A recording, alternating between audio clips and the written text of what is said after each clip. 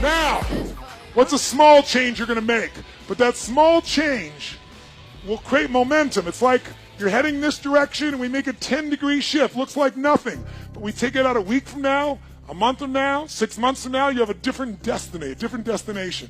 Intention's not enough. You must use momentum. Never leave the sight of setting a goal without doing something that commits you to its attainment. What's a decision that would shift you? What are you going to do so it's real? It's not a story. What's a little thing you could do tonight? And then what's a big thing? I always tell people, you want to change your life? Tell me what you're going to do and then commit and act.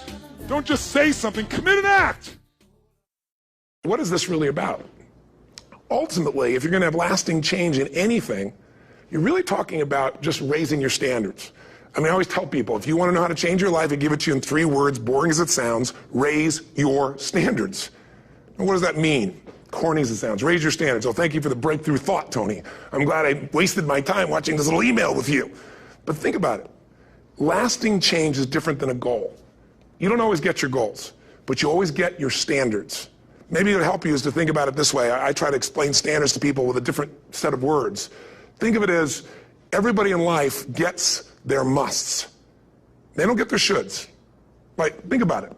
Most people have a list of shoulds, don't they? Don't you have a list of the shoulds, things you should do, you should follow through on? I should lose some weight, I should work out more, I should make more calls, I should respond more rapidly to my email, whatever, you know? I should get into the office earlier, I should be, more confident. Whatever your should list is, people love to have their should list be met, but it's kind of like New Year's resolutions. If it does, it's really exciting, but if it doesn't, which is most of the time, it's a little disappointing, but you kind of know it's not going to happen.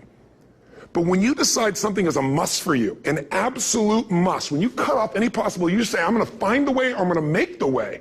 Human beings, when they resolve things, when they make a real resolution inside themselves, which is they raise the standard and they make it a must, they find the way. Think about it in your own life. Haven't you had some area of your life where you raise your standard and your life has never been the same? Maybe at one time in your life you smoked cigarettes, or you did something and you did it for years and you kept trying to change it, and kept telling yourself I should. And then one day something happened. Something just clicked you over. Something took you over that kind of tipping point.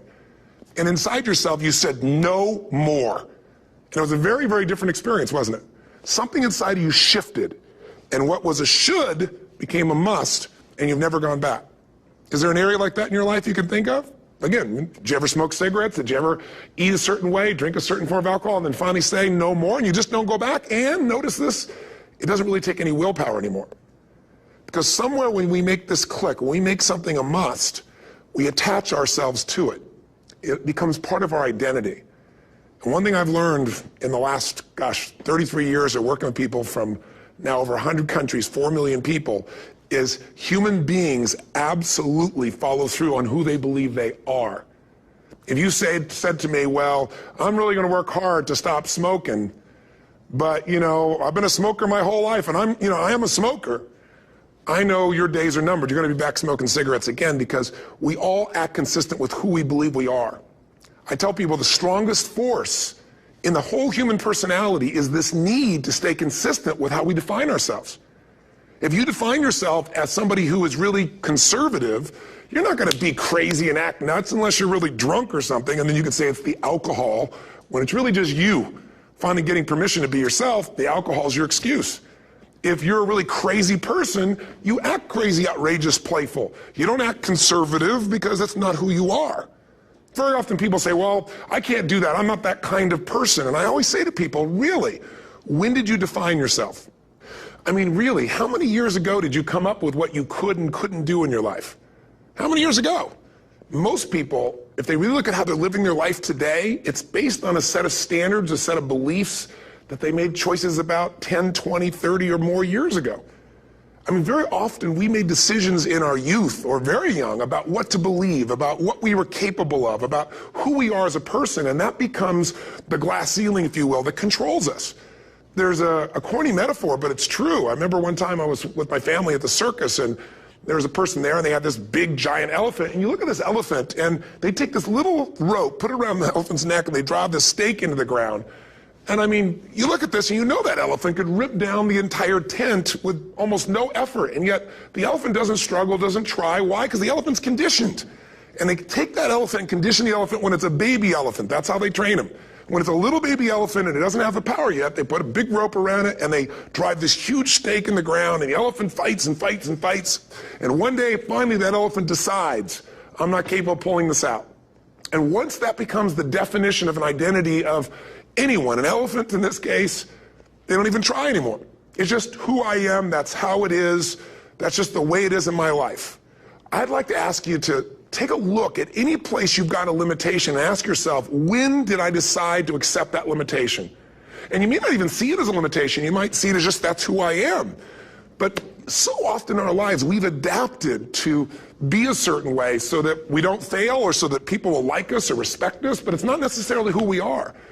Joy comes when you're spontaneous. It's really hard to be truly happy when you're not being yourself. And most of us have no clue who we are. And so a big part of my work, if you've ever been to an event, you know, is to get people to do things spontaneously without thinking, because that's when the real you shows up. That's when the energy comes alive.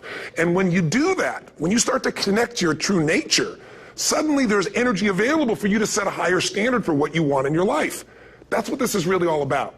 And when I talk about standards, when I talk about, shoulds versus musts, think about your own life. I know there have been areas in your life where some point in time you just shifted and you raised the standard and your life changed. Because whatever people have their identity attached to, they live. We live who we believe we are. That's just how it works. It's just kind of like, I'll give you an example. Look at your physical body. Your physical body today is an absolute reflection of only one thing. Not your goals, not your desires, but your standards. The identity you have for yourself. If your standard is you're an athlete, then there's a certain amount of strength, a muscle tone, and energy that's available in your body on a regular basis because that's who you are. And so you do whatever's necessary to maintain that identity. Again, the strongest force in the human personality is this need to stay consistent with how we define ourselves. Because if you don't know who you are, you wouldn't know how to act. Once you lock in on that identity, your brain finds a way to keep you there. If you say, man, I'm overweight, I've always been overweight, I'm big boned, and that's the story you've got, then you're going to always find a way to get back there. That's your settling point. That's your identity. That's where things lock in. If you see somebody who's in really great shape, you ask them, do you work out? You know the answer. Yes. How often? And they'll tell you 3 times, 4 times, 5 times a week, whatever. In a seminar, I'll ask people, who here works out at least 5 days a week? And I'm stand up. And you look around that room, and you know that they work out 5 times a week because you can see their body. You don't just get a result without some kind of action, without some form of ritual. Ritual meaning actions you do consistently. Now, do you think those people that are out there working out 5 days a week, do they have more time than you do? Or I have, or anybody else? Of course not. Is their life less busy? Of course not. It's just a must for them. They must work out that way, and they've made that turn and their life's changed. So I'm not saying you have to work out 5 days a week.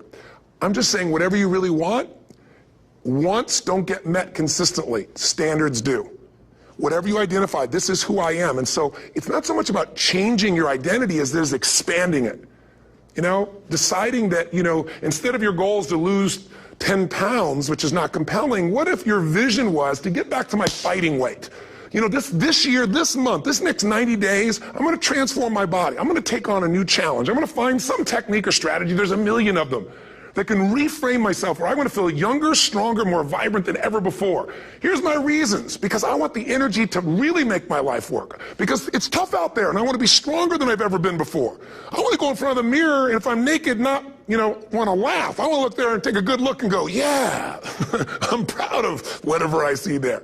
Whatever it takes, something's going to make you laugh, smile, something's going to tease yourself, but something's going to move you to another level. If you identify yourself in a new way and you own that every day, and that becomes the standard of how you live, you'll find the way to make that standard real. Money's the same way.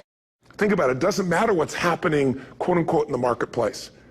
People that make money find a way to make money no matter what, don't they? I mean, most people's standard is to pay their bills. So that's what most people find a way to do, even when economic times get tough. Most people, if that's their absolute standard, they find a way. Some people's standard is pay their bills most of the time. And so most of the time they do. Some people's standard is not just to pay their bills, but to take care of their family and maybe even some of their friends. And they find a way. In fact, you know, some people may be in a family where they don't have enough money. They barely have money to pay their bills. They work their guts out. And then somebody, their mother, their father, somebody else, their sister gets ill, and there's not enough money to take care of it. Nobody else has money in the family. They don't either, but they find a way to get that money to take care of their mother or father, don't they? And pay their bills. They never could do it before. Why? The situation made them raise their own standard. And not everybody does that. Somebody else in the family might have money and still not take care of their mother. It all comes down to the inner game, my friends. Changing your life is a change in the inner game. The outside world you can't control, but you have absolute control over this one if you learn the dynamics of what shapes you. And identity is one of those simple, clear, fundamental basics that if you start to shift it, everything else will shift in your life.